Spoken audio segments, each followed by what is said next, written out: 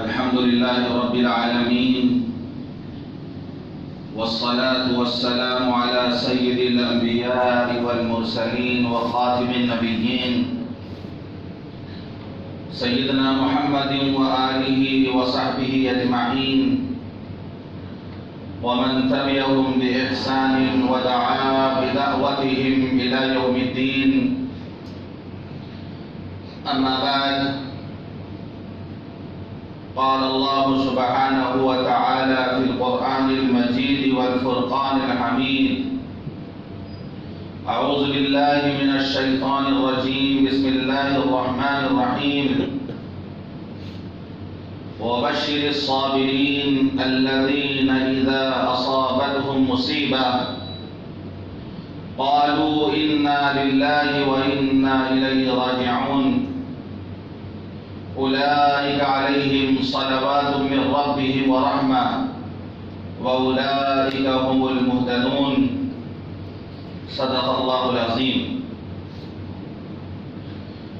محترم بزرگوں، دوستوں اور دینی بھائیوں، یہ دنیا فانی ہے، یہ دنیا ناپائیدار ہے.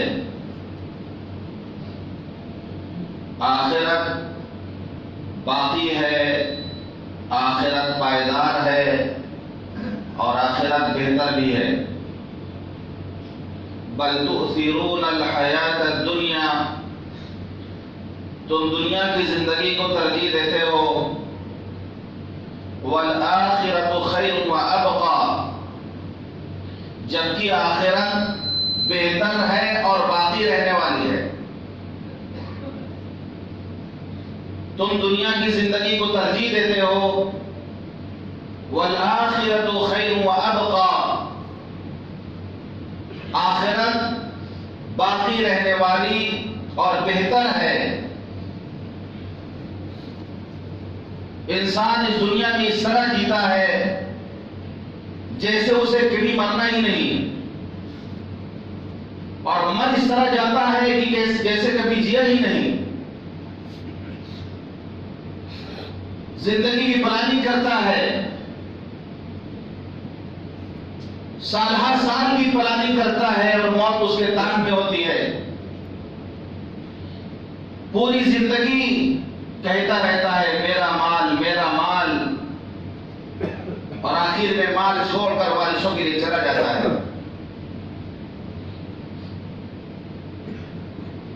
باقی رہنے والی ذات صرف اللہ کی ہے. کل من علیہا فان وَيَبْقَى وَجْهُ رَبِّكَ ذُو الْجَلَالِ وَالْإِكْرَامِ. ہر چیز کو فنا ہے، ہر چیز فانی ہے، ہر چیز ختم ہونے والی ہے. جو کچھ بھی اس دنیا میں نظر آ رہا ہے سب فانی ہے. وَيَبْقَى وَجْهُ رَبِّكَ ذُو الْجَلَالِ وَالْإِكْرَامِ، اللہ کی ذات باقی رہنے والی ہے. اللہ کی ذات کے علاوہ ہر چیز فانی ہے.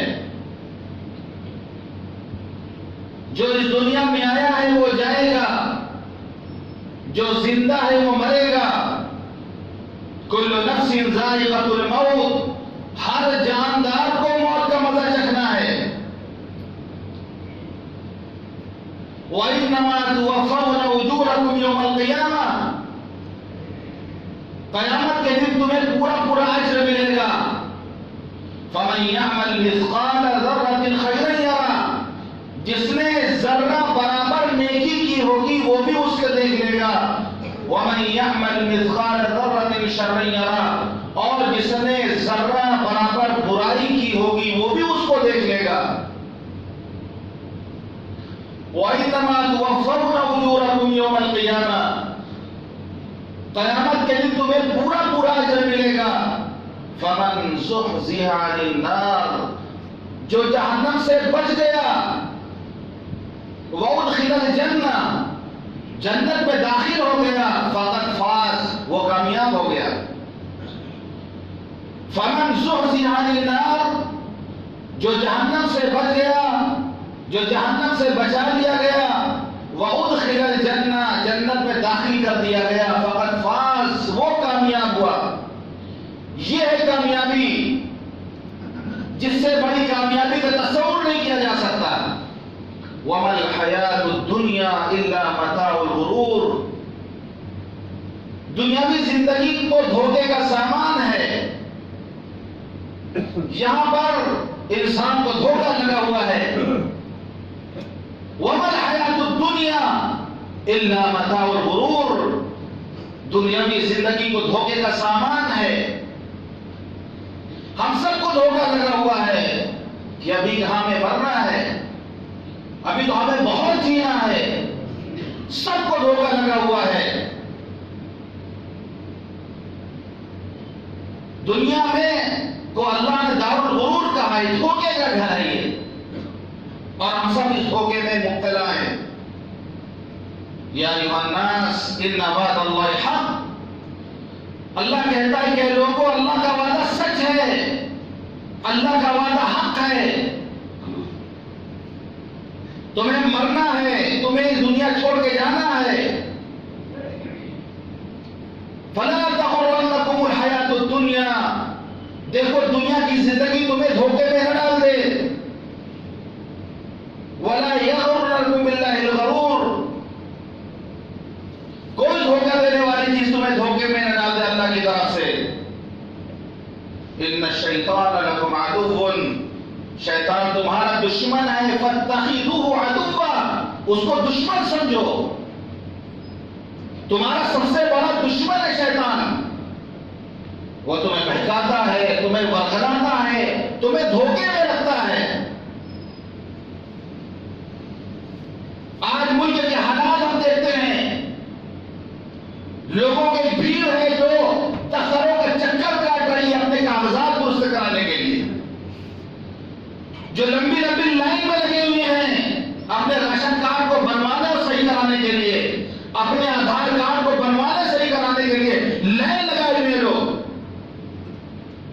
کہ نام صحیح ہو جائے، عمر صحیح ہو جائے، ایڈریس صحیح ہو جائے، دوڑ بھاگ کر رہے، پریشان ہیں۔ کبھی کبھی خبر تو یہاں تک آتی کہ پریشان ہو کر کئی لوگوں نے خودکشی کر لیا، لیکن ہم اپنے اعمال کو درست کرنے کی کوشش نہیں کر رہے ہیں۔ ہمارا نام عمل گڑبڑ ہے، نام عمل ہمارا خراب ہے، اس کو ہم کب درست کریں گے؟ اس کے لیے کب ہم مسجدوں کا چکر لگائیں گے؟ اس کے لیے ہم کب دینی مجالس کا چکر لگائیں گے؟ اس کے لیے ہم کب علماء سے ملاقات کرتے جائیں گے، ان کے کمروں میں جائیں گے کہ ہمارا نام عمل کس طرح صحیح ہوگا؟ سب گڑبڑ ہے یہاں پر۔ اللہ کو کیا منہ دکھائیں کہ ہم یہ نام اعمال لے کر جائیں گے؟ ہمیں اپنا نام اعمال درست کرانا ہے، اس کو صحیح کرانا ہے۔ کتنوں کو اس کی فکر ہے؟ کیوں؟ بیماری اللہ بتا رہا بل تؤثرون الحیات الدنیا، تم دنیا کی زندگی کو ترجیح دیتے ہو۔ حکومت نے اعلان کر دیا، وہ بھی عمل ہو کہ نہ ہو، لیکن پہلے سے ایک دم تیار، پہلے سے آگاہ کہ یہ قانون لاگو ہونے سے پہلے ہمارے کاغذات درست ہو جائیں۔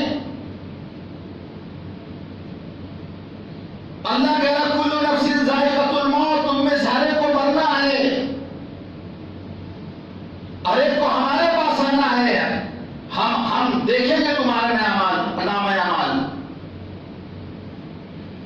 لیکن ہمیں اس کی فکر نہیں ہے، ہمیں اس کی فکر نہیں ہے۔ حالات جیسے بھی ہیں، نمازیوں کی تعداد میں اضافہ نہیں ہو رہا، مسجدیں جیسی کل خالی تھی ویسے آج خالی ہیں، نمازی جیسے کل غائب رہتے تھے آج بھی غائب رہتے ہیں۔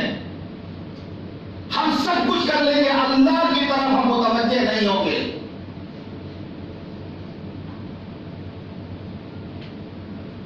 کہ حضرت موسیٰ علیہ السلام سے غالباً کسی نے سوال کیا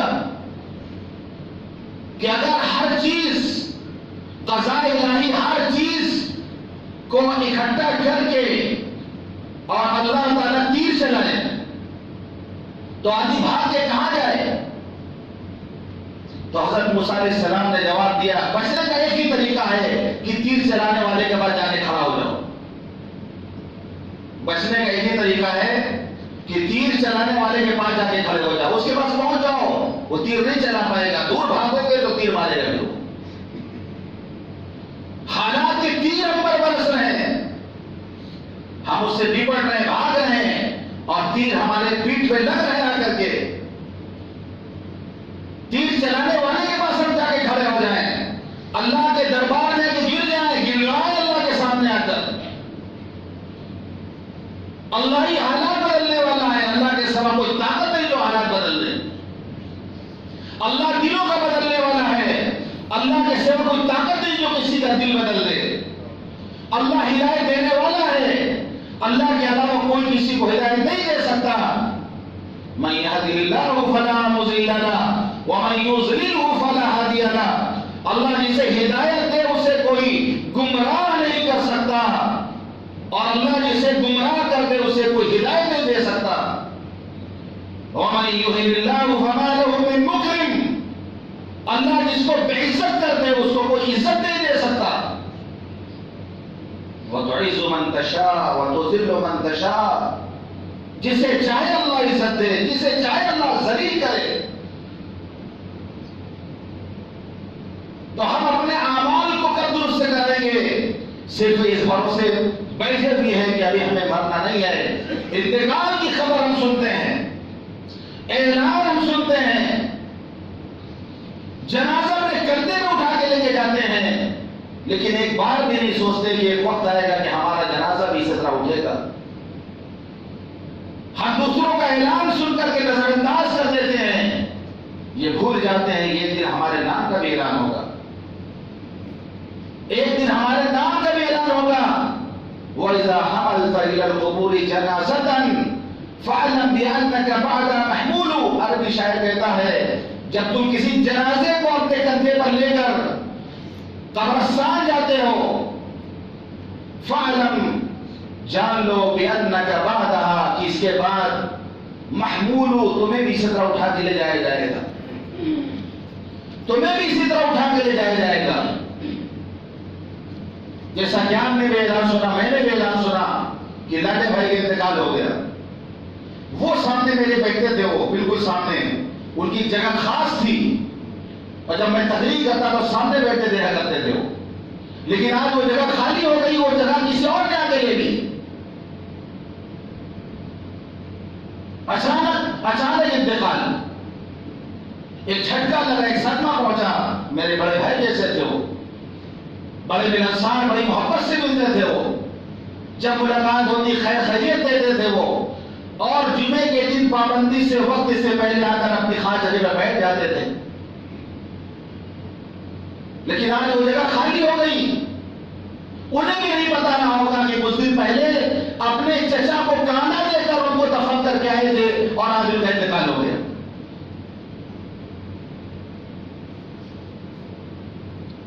لیکن ہم یہ سمجھتے ہیں کہ ان کا انتقال ہوا, ہمارا نمبر تو ابھی نہیں آیا. نمبر سب کا لگا ہوا ہے, نمبر سب کا لگا ہوا ہے, سب کو جانا ہے. فارسی کا شاعر کہتا ہے کہ بگیتی گرد سے پائندہ بودے ابو القاسم محمد زندہ بودے. کہ اگر دنیا میں کوئی ہمیشہ ہمیشہ رہ سکتا تھا, کوئی ذات ہمیشہ ہمیشہ رہ سکتی تھی, تو وہ ذات تھی جناب محمد رسول اللہ صلی اللہ علیہ وسلم کی. لیکن آپ کو بھی اللہ نے کہہ دیا کہ انک میت و انہم میتون, کہ اے نبی آپ کو بھی مرنا ہے اور انہیں بھی مرنا ہے. وما محمد الا رسول, محمد صلی اللہ علیہ وسلم اللہ کے رسول ہیں. قد خلت من قبل الرسل, ان سے پہلے بھی رسول آئے. افإن مات, اگر ان کا انتقال ہو جائے, افإن مات وقتل انقلبتم على اعقابكم, اگر ان کا انتقال ہو جائے یا وہ شہید کر دیے جائیں تو تم دین سے پھر جاؤ گے. یہ آیت صدیق اکبر نے حضور پاک صلی اللہ علیہ وسلم کی وفات کے موقع پر پڑھی, جب یہ آیت نازل ہو چکی تھی قرآن میں. اور جب حضور پاک صلی اللہ علیہ وسلم کی وفات ہوئی تو صحابہ پر ایک پہاڑ, ایک قیامت ٹوٹ پڑی, غموں کا پہاڑ ٹوٹ پڑا. اور حقیقت یہ ہے کہ اس دنیا میں حضور پاک صلی اللہ علیہ وسلم کی وفات سے بڑھ کر کوئی حادثہ نہیں ہو سکتا۔ اس دنیا کا سب سے بڑا حادثہ ہے حضور پاک صلی اللہ علیہ وسلم کا اس دنیا سے تشریف لے جانا، کہ اگر کسی کو کوئی تکلیف پہنچے تو ہمارے نبی کہتے ہیں کہ میری تکلیف کو یاد کر لے گا وہ تو اس کی تکلیف آسان ہو جائے گی۔ سب سے بڑا حادثہ حضور پاک صلی اللہ علیہ وسلم کی وفات کا حادثہ، کہ حضرت انس کہتے ہیں کہ جس دن حضور پاک صلی اللہ علیہ وسلم ہجرت فرما کر مدینہ منورہ تشریف لائے تھے تو مدینہ منورہ کی ہر چیز روشن تھی، در دیوار چمک رہے تھے، اور جس دن حضور پاک صلی اللہ علیہ وسلم کی وفات ہو گئی مدینہ کی ہر چیز پر اندھیرا چھا گیا۔ وفات سے تھوڑی دیر پہلے سب سے چہیتی بیٹی حضرت فاطمہ جاتی ہے، حضور پاک صلی اللہ علیہ وسلم کا آخری وقت ہے، تکلیف دے کے کہتی ہے واہ کر بابا، ہائے میرے باپ کی تکلیف، ہائے میرے باپ کی تکلیف۔ تو حضور پاک صلی اللہ علیہ وسلم فرمایا کہ بیٹی آج کے بعد تمہارے باپ کو کوئی تکلیف نہیں ہوگی۔ جس نے موت کا مزہ چکھ لیا، موت کی جو تکلیف کہ حضور پاک صلی اللہ علیہ وسلم کے پاس پیالہ رکھا ہوا ہے اور پانی لیتے ہیں اپنے چہرے میں مل رہے ہیں، کبھی چادر رو رہے ہیں کبھی ہٹا رہے ہیں، اور زبان سے فرما رہا ہے ان للموت لسکرات، موت کی تکلیف برات ہے، موت کی تکلیف برات ہے۔ تو فرمائے کہ بیٹی تمہارے باپ کو آج کے بعد کوئی تکلیف نہیں ہوگی۔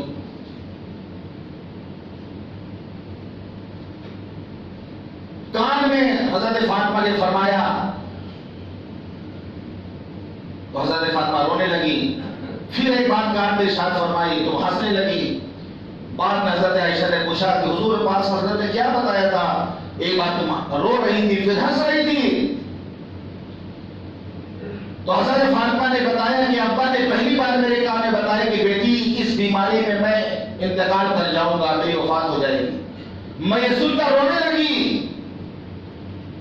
پھر آپ نے میرے کان میں فرمایا کہ بیٹی میرے خاندان میں سب سے پہلے تم ہی مجھ سے عادت ملوگی۔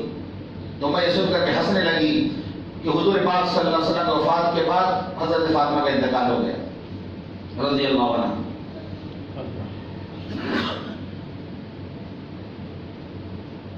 ہمیں نبی صلی اللہ علیہ وسلم کی زندگی کو دیکھنا ہے، وہ ہمارے نمونہ ہیں، ان کو نمونہ بنایا اللہ نے۔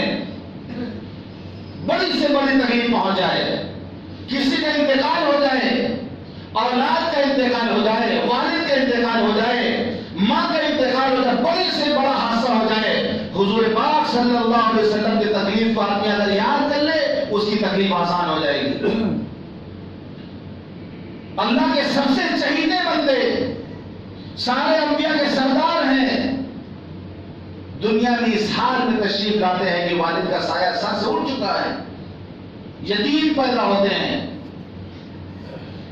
6 مہینے کی عمر ہوتی ہے، 6 سال کی عمر ہوتی ہے کہ ماں کا بھی انتقال ہو جاتا ہے، 6 سال کی عمر میں ماں کا بھی انتقال ہو گیا۔ ابو طالب نے پرورش کی ذمہ داری لی، جو آپ کے چچا تھے، غالباً 8 سال کی عمر ہوئی تو ان کا انتقال ہو گیا۔ یتیمی کا دور دیکھا آپ نے، جب جوان ہوئی آپ کی شادی ہوئی تو اللہ تعالیٰ نے اولاد دی۔ سنو لوگوں، جو رونا روتے ہیں اولاد کا یا اپنی بیویوں کو جو اولاد کا تانا دیتے تکلیف پہنچاتے، سنو، 4 بیٹیاں تھیں حضور پاک صلی اللہ علیہ وسلم کی، 4 بیٹیاں اللہ تعالیٰ نے دی، حضرت زینب، حضرت ان سے چھوٹی حضرت رقیہ، ان سے چھوٹی حضرت ام کلثوم، ان سے چھوٹی حضرت فاطمہ زہرا رضی اللہ عنہ۔ 4 بیٹیاں دی، اور بیٹے کتنے دیے بہت اختلاف ہے، بیٹوں کے بارے میں بہت اختلاف ہے۔ سب سے پہلے جو بیٹے پیدا ہوئے حضرت قاسم، اس میں اختلاف ہے کہ حضرت زینب سے چھوٹے تھے کہ بڑے تھے، بعد میں کہا کہ حضرت زینب سے بڑے تھے، بعد میں کہا کہ چھوٹے تھے۔ حضرت قاسم کے بعد حضرت عبداللہ پیدا ہوئے، حضرت عبداللہ کے بعد حضرت ابراہیم پیدا ہوئے، 3 بیٹے آپ کے۔ بعض نے کہا کہ نہیں، چوتھا بیٹا بھی پیدا ہوا، ان کا نام تھا حضرت طاہر۔ بعض نے کہا 5 بیٹے تھے، حضرت طیب۔ بعض نے کہا طیب طاہر ملا کے 1 ہی بیٹے تھے تو 4 ہوئے۔ بعض نے کہا نہیں کہ عبداللہ کا نام طیب طاہر تھا تو 3 ہوئے۔ بہرحال 3 میں اختلاف نہیں ہے، حضرت قاسم، حضرت عبداللہ، حضرت ابراہیم۔ جو بیٹے دیے اللہ نے، اختلاف پایا جاتا ہے، کسی نے 3 کہا، کسی نے 4 کہا، کسی نے 5 کہا۔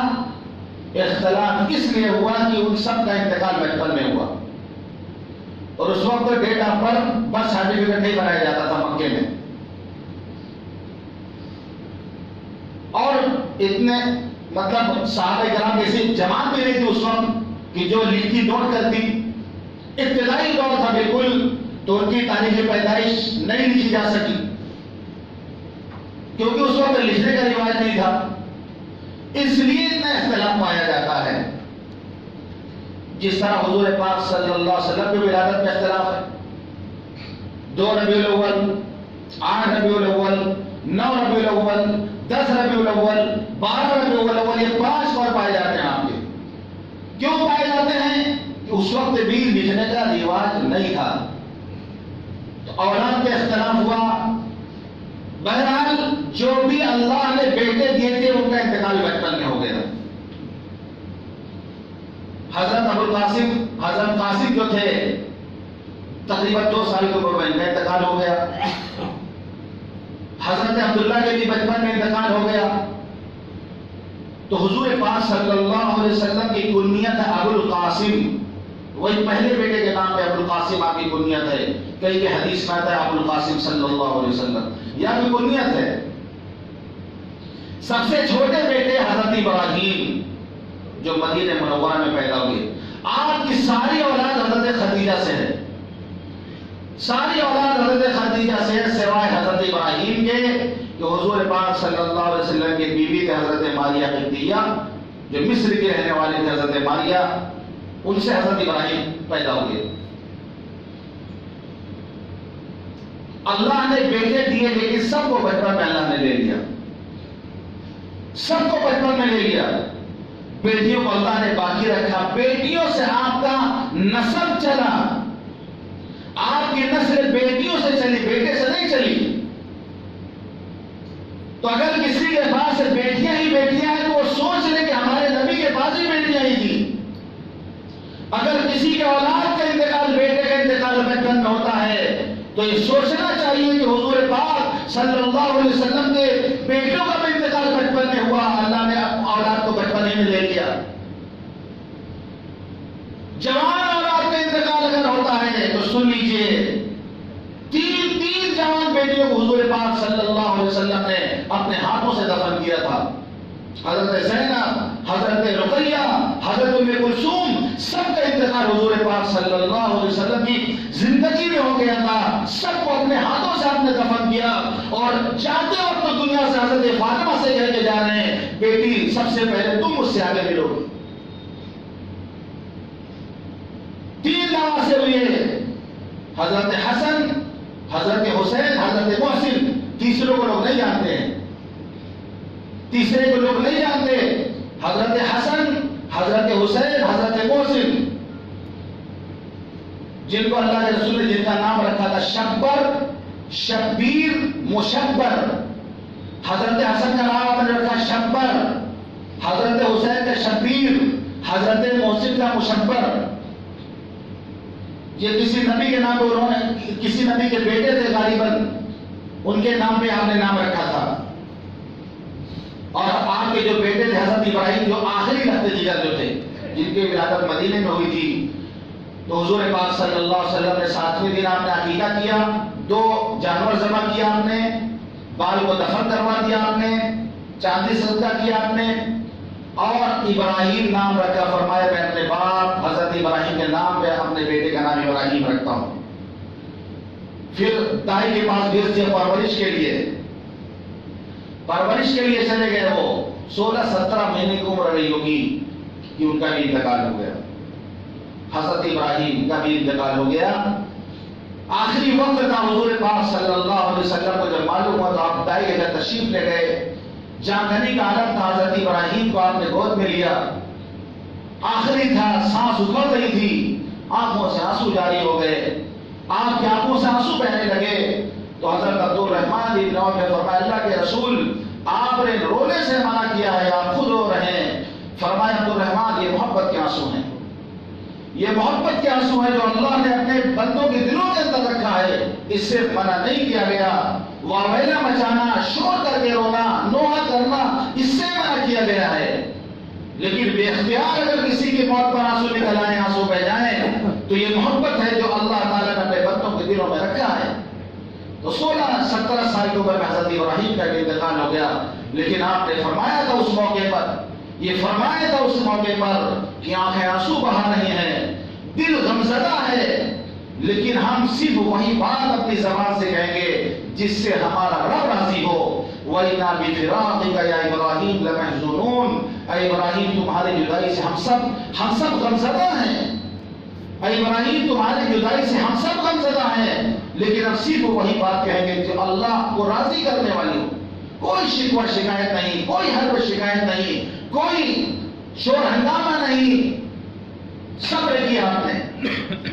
مدینہ منورہ میں جنت البقیع میں حضرت ابراہیم کی قبر ہے، چھوٹی سی قبر ہے، پتہ چل جاتی ہے کہ کسی بچی کی قبر ہے، مشہور ہے جنت البقیع میں حضرت ابراہیم علیہ السلام کی قبر ہے۔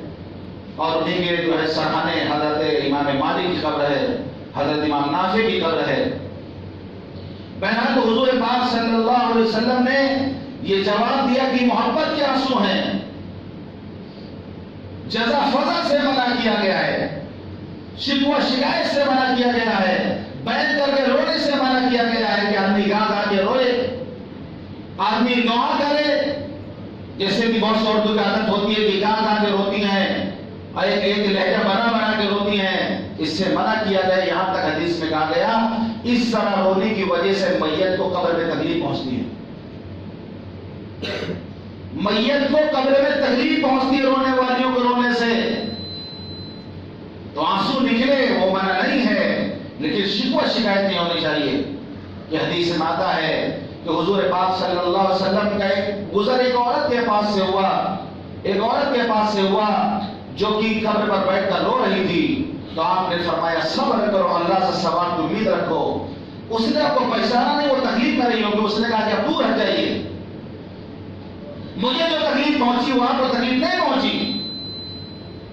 آپ تشریف لے گئے، کسی نے اس سے بتایا کہ پہچانا تم نے کون تھے؟ یہ حضور پاک صلی اللہ علیہ وسلم تھے۔ جب اس عورت کو پتہ چلا آتے بھاگی آپ کے گھر آئی، اللہ کے رسول غلطی ہو گئی، ہم نے آپ کو پہچانا نہیں تھا، اس لیے ہماری زبان سے ایسا کلمہ نکل گیا۔ آپ نے فرمایا الصبر عند الصدمۃ الاولى، قیامت تک کے لیے الصبر عند الصدمۃ الاولى، کہ صبر پہلے جھٹکے کا معتبر ہوتا ہے۔ تکلیف پہنچی، صبر کر لیا آدمی، یہ اللہ کے ہاں معتبر ہے۔ یعنی صبر جب پہلی بار کسی تکلیف پہنچتی ہے اس وقت آدمی صبر کا دامن ہاتھ سے نہ چھوڑے، بس اس کے زبان سے لے لے انا للہ و انا الیہ راجعون۔